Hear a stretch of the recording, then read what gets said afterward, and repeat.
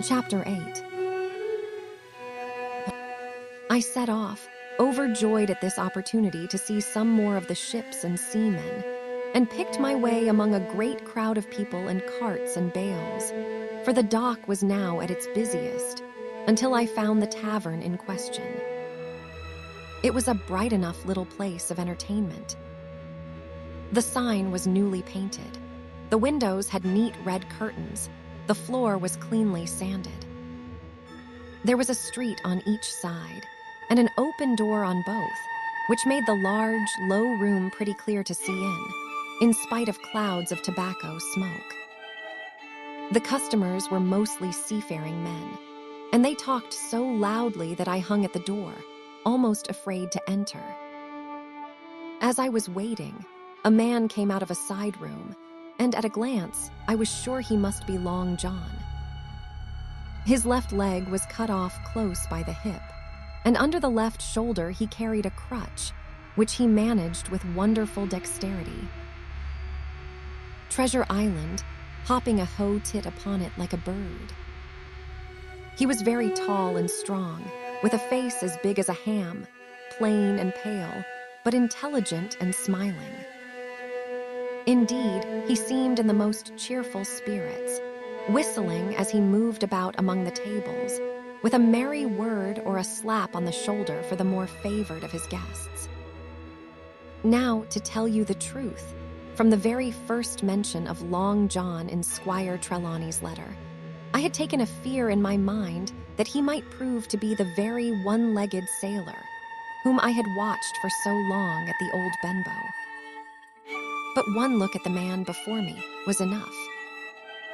I had seen the captain and Black Dog and the blind man Pew, and I thought I knew what a buccaneer was like. A very different creature, according to me, from this clean and pleasant-tempered landlord. I plucked up courage at once, crossed the threshold, and walked right up to the man where he stood, propped on his crutch, talking to a customer. "Mr. Silver, sir," I asked, holding out the note. "Yes, my lad," said he, "such is my name, to be sure. And who may you be?" And then, as he saw the squire's letter, he seemed to me to give something almost like a start.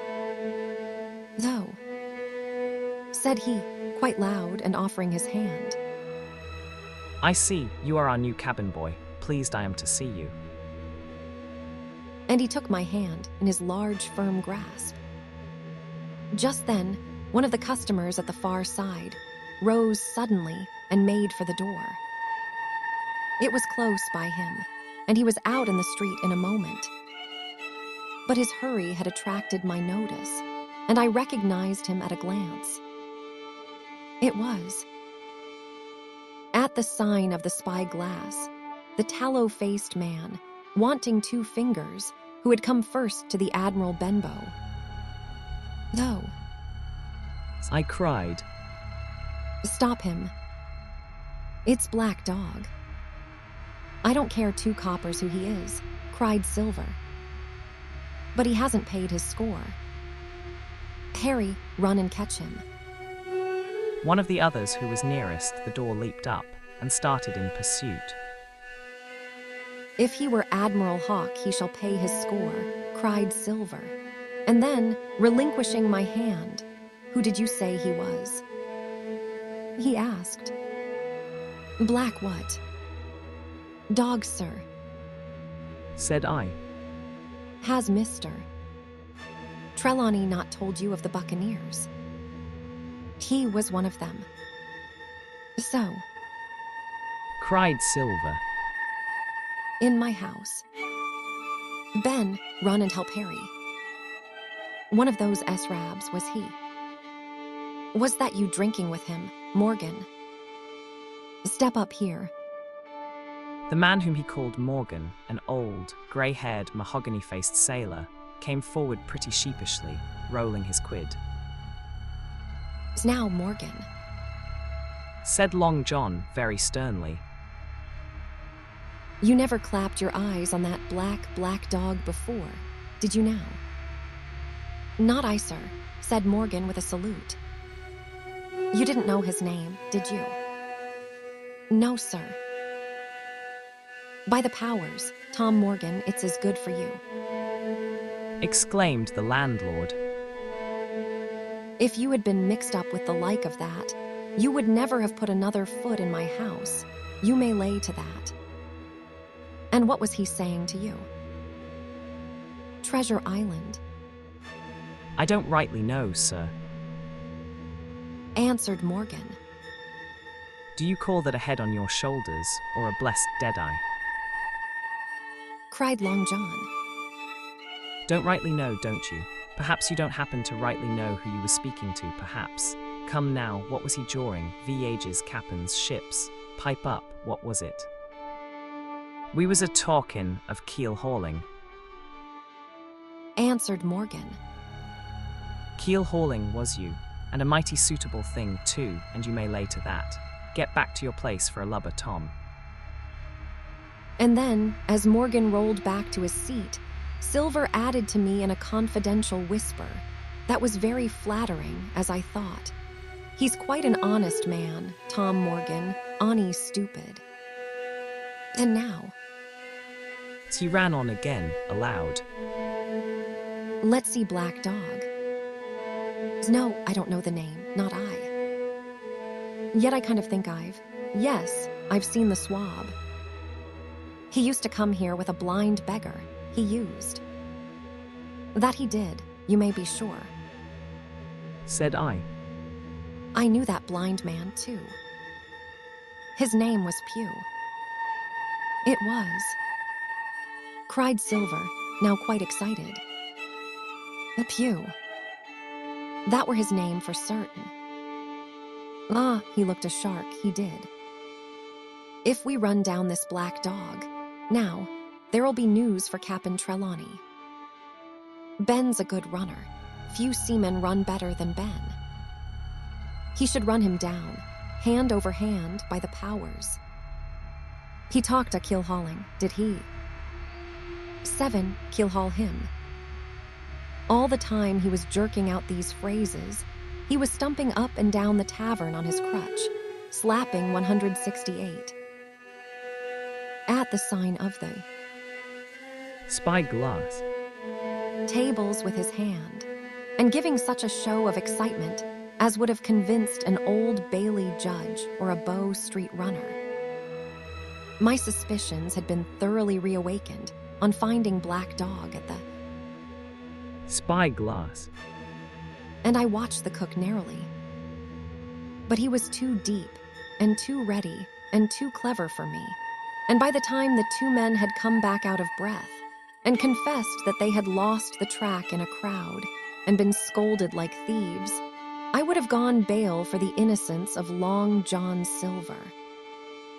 See here now, Hawkins. Said he. Here's a blessed hard thing on a man like me now, ain't it? There's Cap'n Trelawney, what's he to think? Here I have this confounded son of a Dutchman sitting in my own house, drinking of my own rum. Here you comes and tells me of it plain, and here I let him give us all the slip before my blessed deadlights. Now, Hawkins, you do me justice with the cap'n. You're a lad, you are, but you're as smart as paint. I see that when you first came in. Now here it is. What could I do with this old timber I hobble on? When I was an A.B. mariner, I'd have come up alongside of him, hand over hand, and broached him to in a brace of old shakes, I would. But now and then, all of a sudden, he stopped, and his jaw dropped as though he had remembered something. The score. He burst out. 3 goes o rum. Why shiver my timbers if I hadn't forgotten my score? And, falling on a bench, he laughed until the tears ran down his cheeks. I could not help joining, and we laughed together, peal after peal, until the tavern rang again. Treasure Island. Why, what a precious old sea calf I am. He said at last, wiping his cheeks. You and me should get on well, Hawkins, for I'll take my Davy, I should be rated ship's boy. But come now, stand by to go about. This won't do. Duty is duty, messmates. I'll put on my old cocked hat and step along of you to Cap'n Trelawney, and report this here affair. For, mind you, it's serious, young Hawkins, and neither you nor me's come out of it with what I should make so bold as to call credit. Nor you neither, says you, not smart, none of the pair of us smart. But dash my buttons. That was a good, about my score. And he began to laugh again, and that so heartily that though I did not see the joke as he did, I was again obliged to join him in his mirth. On our little walk along the quays, he made himself the most interesting companion, telling me about the different ships that we passed by, their rig, tonnage, and nationality, explaining the work that was going forward, how one was discharging, another taking in cargo, and a third making ready for sea, and every now and then telling me some little anecdote of ships or seamen, or repeating a nautical phrase till I had learned it perfectly. I began to see that here was one of the best of possible shipmates. When we got to the inn, the squire and Dr. Livesey were seated together, finishing a quart of ale with a toast in it, before they should go aboard the schooner on a visit of inspection. Long John told the story from first to last, with a great deal of spirit and the most perfect truth. That was how J64. At the sign of the Spyglass, it were now, weren't it, Hawkins?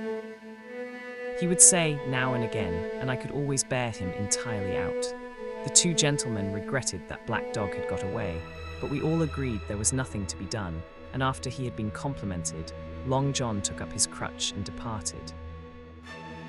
All hands aboard by 4 this afternoon.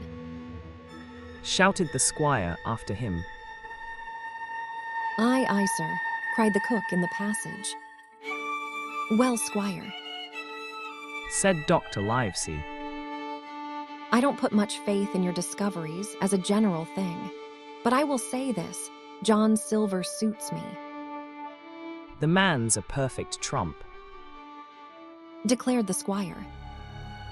And now, Added the doctor. Jim may come on board with us, may he not? To be sure he may. Says squire. Take your hat, Hawkins, and we'll see the ship.